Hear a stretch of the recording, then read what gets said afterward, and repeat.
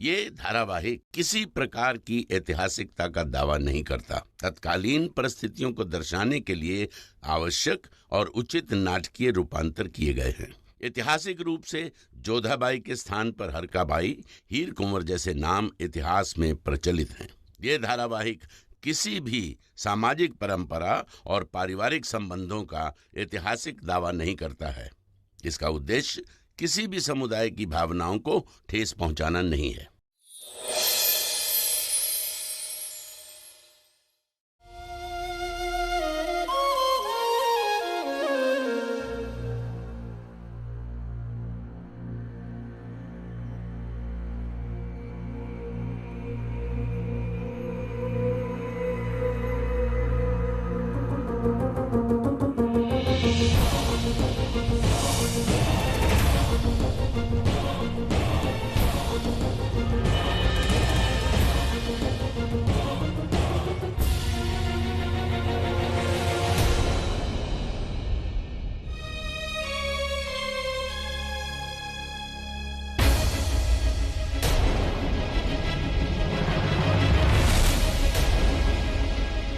हम यहाँ पर कैसे आए?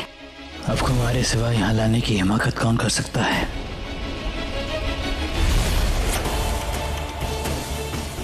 हमें मत छूइए।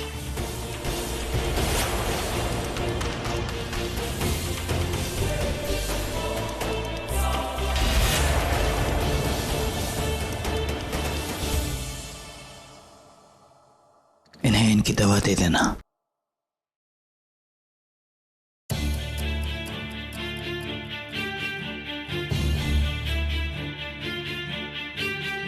मोती, हमें तुम सच सच बताना, कल रात को हमारे साथ कोई अनर्थ तो नहीं हो गया ना? अच्छा, तो अब हम बताएं कि कल रात को तुम्हारे और शहंशाह के बीच में यहाँ क्या हुआ? ठीक है, तो हम बताते हैं कि क्या। हम बताते हैं आपको बेगम जोधा। वो क्या है ना, कल रात को आप सही मायनों में जलाल की बेगम बन गई।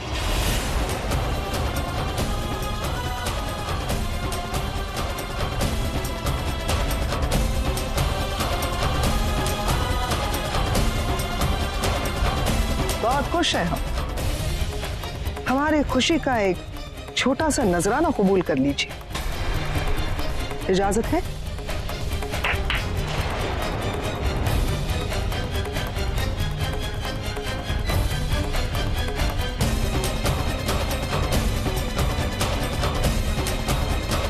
बहुत खुश हैं हम बेगम जोधा। कम से कम अब जलाल की आप में दिलचस्पी खत्म हो जाएगी।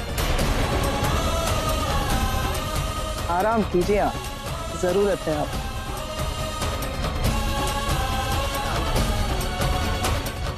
खुदा हाफिज।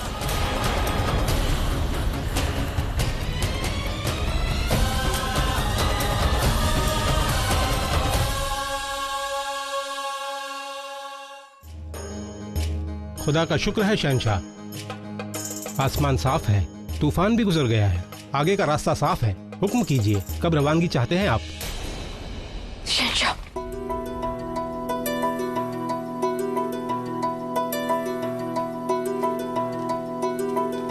जोधा बेगम, आपकी तबीयत खराब है, आपको इस तरह से बाहर नहीं आना चाहिए था।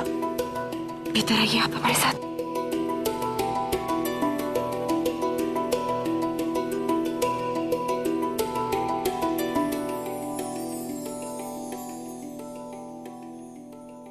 कहिए जोधा बेगम। जो हम पर बीती है, उस पीड़ा से तो हम कभी बाहर आ भी नहीं सकते। बताइए शहंशाह, क्या आपने कल रात हमारे साथ?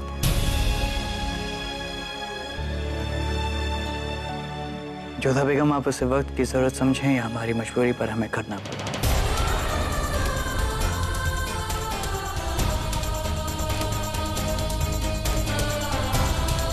समय की ना तो ऐसी कोई आवश्यकता थी और ना ही कोई विवशता जो एक शहंशाह को अपना वादा तोड़ना पड़े। क्या हो जाता, अधिक से अधिक हमारी मृत्यु हो जाती तो हो जाने देती है, लेकिन आपने अपना वादा क्यों तोड़ा शहंशाह? बस जोधा बेगम, एक शहंशाह को क्या करना चाहिए, एक शौहर को क्या करना चाहिए, आप हमें मत समझाइए। आपकी जान बचाना हमारी जिम्मेदारी थी और हमने बस अपनी जिम्मेदारी पूरी की। अपना वचन निभाना भी एक शहंशाह का उत्तरदायित्व होता है।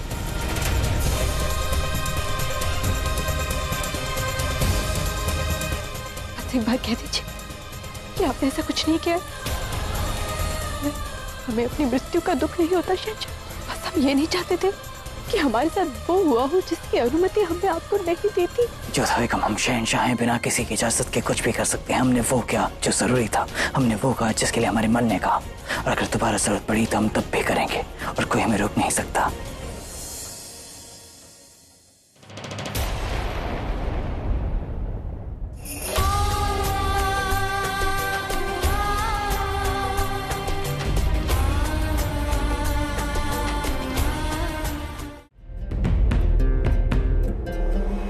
मुगलों का कारवां आगरा के लिए आगे बढ़ रहा था और जोधा के मन में विचारों का कारवां थमने का नाम ही नहीं ले रहा था। जोधा को बीती रात का एक पल भी याद नहीं था।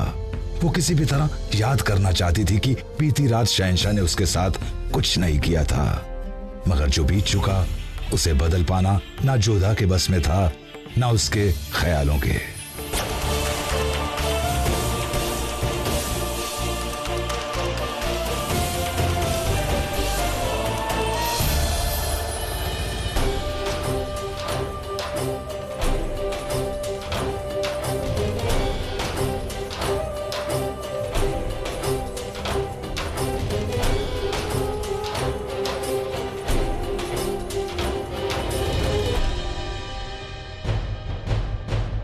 आगरा से जलाल के लिए पैगाम लेकर निकला हरकारा भूल से राह भटक गया।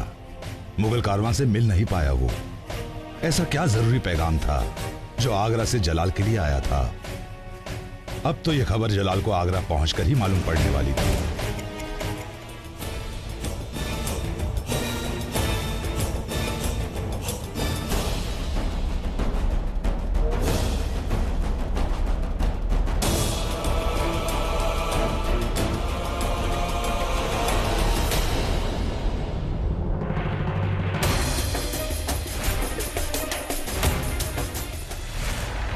अस्सलाम वालेकुम जनाब। वालेकुम अस्सलाम। जनाब, जब शहंशाह आते हैं तो उनकी अगवानी की जाती है, इस तरह रास्ता नहीं रोका जाता। हम सबको यहाँ देखकर हम अंदाजा लगा सकते हैं कि वजह कोई बड़ी ही है। वजह बड़ी है और जायज भी। रियाया और उलेमा शहंशाह से उम्मीद रखते हैं कि मजहब की और शरीयत की इज्जत करेंगे। आपने जो अमीर में किया उसे हमारे मजहब को ठेस पहुंची है। आप जोधा बेगम के साथ मंदिर गए, अपने मजहब की बेइज्जती करते हुए बुत के सामने सर झुकाया, उनके तरीके से इबादत की, और ये बात हमारे मजहब के खिलाफ है।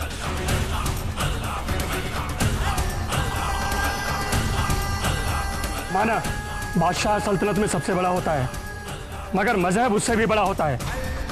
बादशाह को भी मजहब की कदर करनी चाहिए और उसके हिसाब से चलना चाहिए। बादशाह को जिल्ले इलाही कहते हैं, माने खुदा का हक। अगर बादशाह ही कुछ ऐसा करे जिससे हमारी मजहब और हमारे खुदा की मुखालफत हो, तो शहंशाह को तख्त पर बैठने का कोई हक नहीं।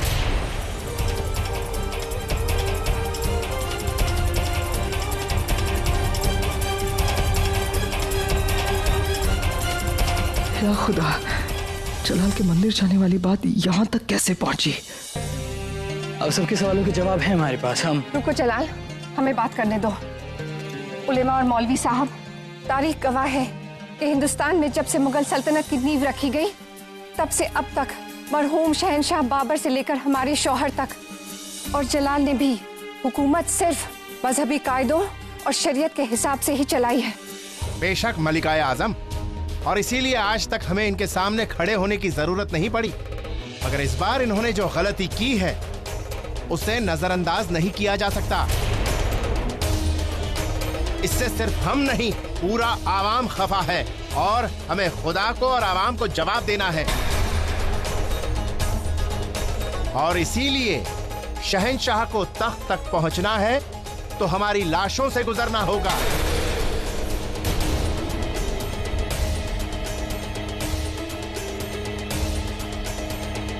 हाँ, क्योंकि अब हमारे रहते जलालुद्दीन मोहम्मद सल्तनत मुगलिया के तख्त पे नहीं बैठ सकते।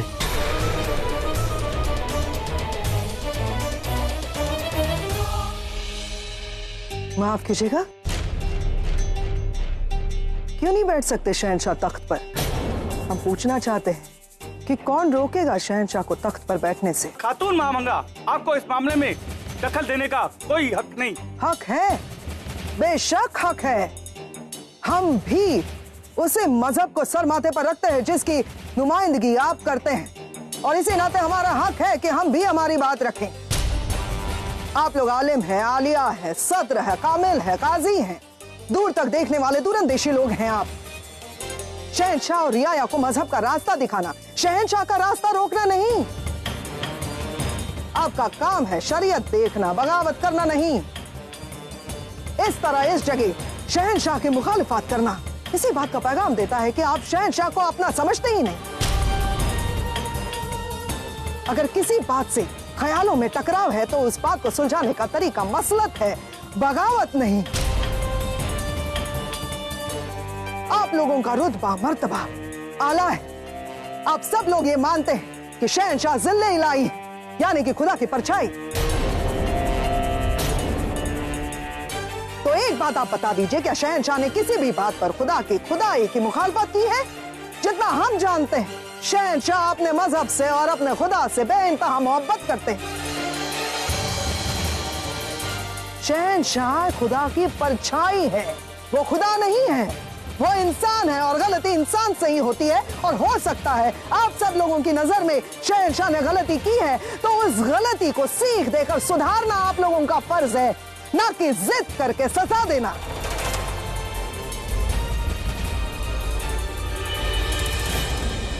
इस तरह से जिद करके, बगावत करके और सजा देकर आप शहंशाह को और रियाया को अपने आप से दूर कर रहे हैं मोहतरम, और इस बात में हमें कोई शक नहीं। एक बात शायद आप भूल सकते हैं, तो हम आपको याद दिला दें कि शहंशाह हैं तो हम हैं। हिंदुस्तान में मजहब के दम पर मुगल सल्तनत नहीं फैली है, शहंशाह के दम पर हिंद में इस्लाम का परचम बुलंद हुआ है।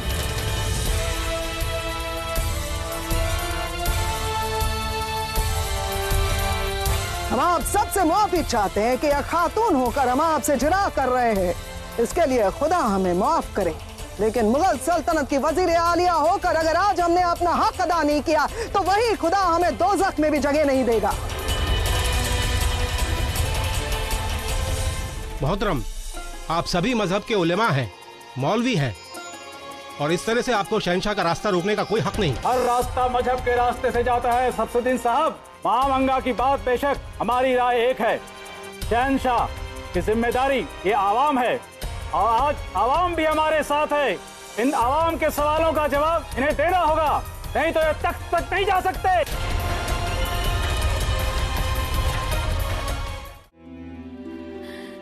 या अल्लाह, न जाने क्या होगा, जलाल तक हमारा पैगाम पहुंचा होगा कि नहीं, और मौलवी और उलमा क्या करेंगे, हमें तो कुछ समझ में नहीं आ रहा है।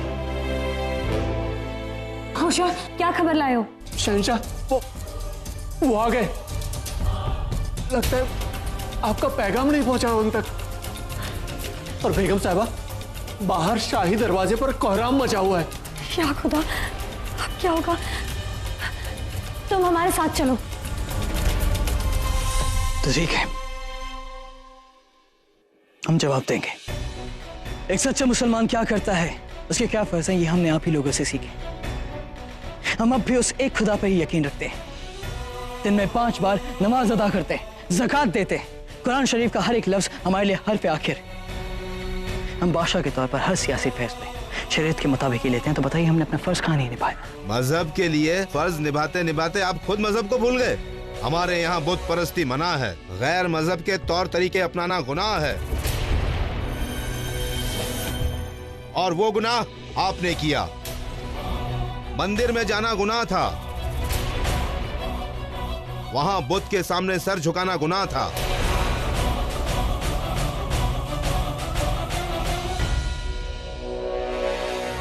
तो ये बात है। अब हम आपसे कुछ सवाल पूछेंगे। जैसे कि हमें बताया गया, हमें अच्छी तरह से याद है कि हमारा जन्म कहाँ हुआ था, हमारी पहली सालगिरह के लिए दुआ कहाँ मांगी गई थी। तो जनाब, क्या आपको याद है कि वो आप ही थे जिसने हमारे लिए दुआ की थी? बेशक, अच्छी तरह याद है। हमने ही आपके लिए दुआ की थी, तबर्रुक तकसीम किया था। तो जनाब याद फरमाइए कि वो जगह कौन सी थी? उमरकोट। और आपको याद है कि हमारी पहली सालगिरह पर आपने कहाँ दुआ मांगी थी? मंदिर में। तो जनाब हमारा सर तो मंदिर में शुरू से ही झुक गया था।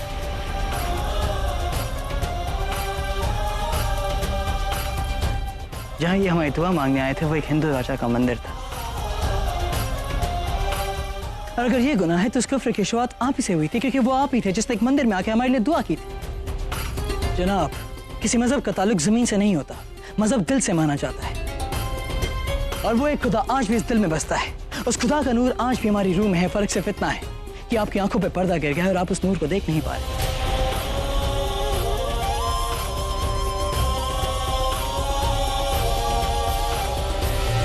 तो अगर आप सबकी इजाजत हो तो क्या हम मंदिर जा सकते हैं? आपका दिल साफ है, लेकिन फिर भी आपसे गलती हुई और उसको ठीक करने के लिए आपको एक काम करना होगा। जो कुछ भी हुआ उसके पीछे की वजह बेगम जोधा थी।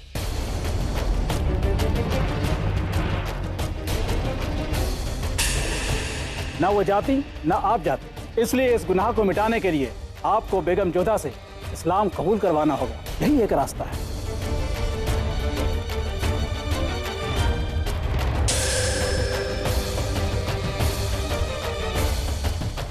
माफ कीजिएगा, मजहबी मामले इत्मीनान से हल किए जाते हैं मोहतरम, और इस नेक काम को अंजाम देने के लिए ना तो ये सही जगह है और ना ही सही मौका। हमारी इल्तिजा है, हमें एक रात का वक्त दिया जाए।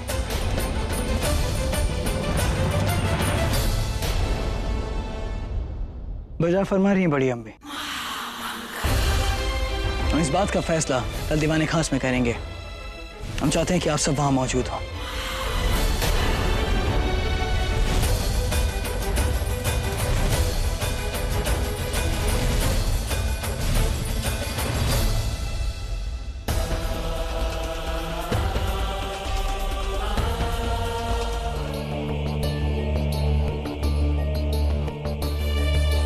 सीने में कौन सा तूफान लेकर आए हो आबादा?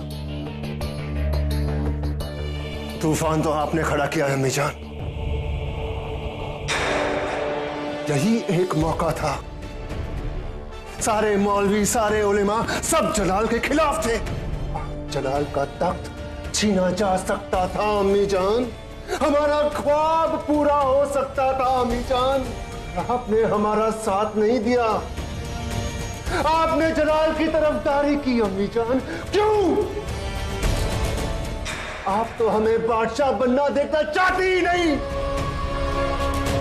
बेशक आदम, हम आपको तख्त पर बैठे देखना चाहते हैं। अल्लाह जानता है हम अपने इस बेटे से कितनी मोहब्बत करते हैं, लेकिन जलाल से हमारी मोहब्बत पर हमें शक नहीं। हाँ आदम, हमारा यह ख्वाब है कि आप सल्तनत मुगलिया के तख्त को संभालें, लेकिन इस ख्वाब को हकीकत में तब्दील करने के लिए जलाल को तख्त से उठाकर फेंक दिया जाए, यह हमें मंजूर नहीं। आप शायद भूल सकते हैं, लेकिन हम ये कभी नहीं भूलेंगे कि आज हम और आप जो कुछ भी हैं वो जलाल की वजह से हैं। आप सूबेदार हैं और हम हैं सल्तनत की वजीर आलिया, वो भी सिर्फ और सिर्फ जलाल की वजह से हैं, वरना हम दोनों की औकात एक बांदी और गुलाम से ज्यादा की नहीं है। और इस बात की क्या जमानत है आदम कि जलाल को तख्त से हटाने के बाद मौलवी और उलेमा आप ही को तख्त पे बिठाते?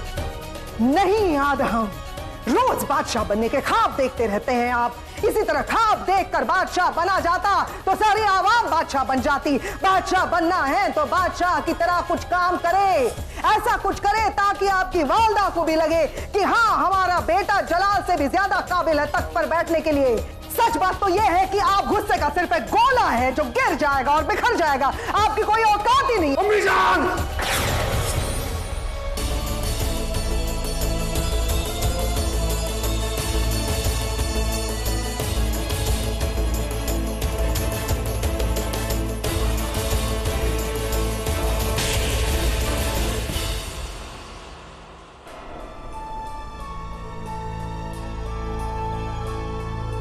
बहुत अच्छा किया आपने जो अपने होश को और अपने हाथ को काबू में कर लिया।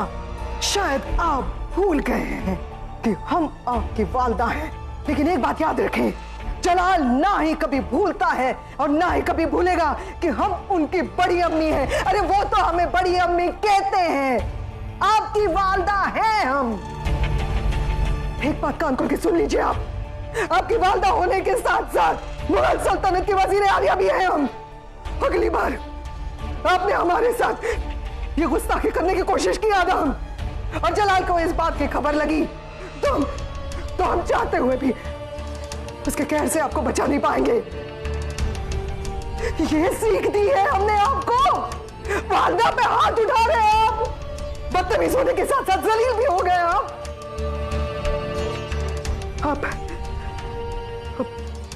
दफा हो जाइए हमारी नजरों से, जाइए यहां से।